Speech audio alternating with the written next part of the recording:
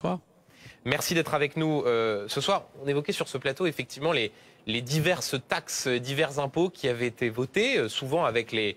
on avait vu ces députés insoumis se congratuler dans l'hémicycle d'avoir réussi à faire passer ces mesures. À la fin, le texte est retoqué. Il arrive devant le Sénat vierge de toutes ces modifications. On ne peut pas dire que ce soit un grand succès stratégique pour vous, non?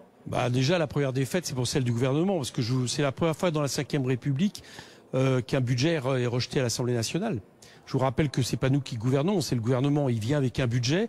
Le bilan, c'est que les propres partisans du gouvernement en sont uniquement réduits à voter contre le texte qu'ils ont soumis à l'Assemblée, et en plus en comptant sur le Rassemblement national pour arriver à leur fin. C'est pas très glorieux. Donc de ce point de vue-là, la première défaite, c'est pas la nôtre, c'est la leur. Bon, après, il y a une deuxième lecture, effectivement, que nous on assume, c'est qu'on avait réussi, parce qu'on estime qu'on avait des majorités pour ça et on l'a prouvé, à modifier considérablement le texte. Alors, pour le dire très clairement, on a en tout voté environ 75 milliards de recettes supplémentaires, avec un équilibre. Éric Coquerel, qui atteint... il n'y a pas de majorité pour avaliser ces 75 milliards de recettes supplémentaires. Il n'y a pas de majorité parce que le Rassemblement national décide de soutenir le gouvernement et de sauver le gouvernement. Mais par contre, il y a eu des majorités à chaque fois.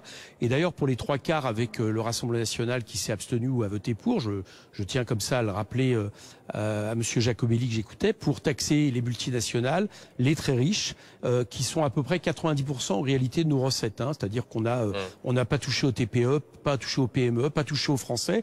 Enfin, si, on y a touché de manière positive puisqu'on a supprimé la taxe sur les électricités qui était prévue à l'encontre de tous les Français. Donc nous on a assumé ce qu'on voulait. On voulait montrer une chose, c'est que le problème de déficit dans ce pays, c'était un manque de recettes dû des cadeaux fiscaux depuis 2017 faits par Monsieur Macron vis-à-vis des ultra-riches, des actionnaires et des grandes entreprises.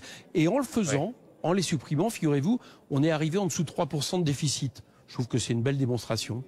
Éric Coquerel, le texte rejeté va désormais au Sénat, avec ensuite la perspective de ce qu'on appelle une commission mixte paritaire, c'est-à-dire un accord entre députés et sénateurs. Est-ce que vous demandez au Sénat, à majorité de droite, de s'inspirer de la copie que vous aviez proposée et donc alimentée? Est-ce que vous leur demandez de garder une partie des hausses d'impôts que vous avez votées?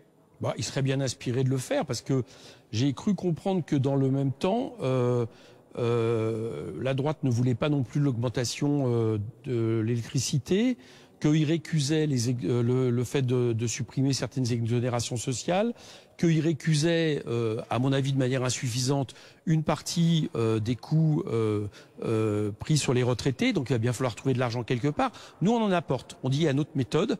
Bon, s'ils la refusent aussi, je ne sais pas très bien ce qu'ils vont faire. Mais j'ai pas trop d'illusions pour répondre à votre question. Je pense que le Sénat va durcir le texte, mais sauf que je tiens à rappeler quelque chose. À un moment donné, le texte faudra qu'il revienne à l'Assemblée. Et là, l'Assemblée, Monsieur Barnier n'aura pas plus de majorité qu'il en a eu ces jours-ci pour faire passer son texte.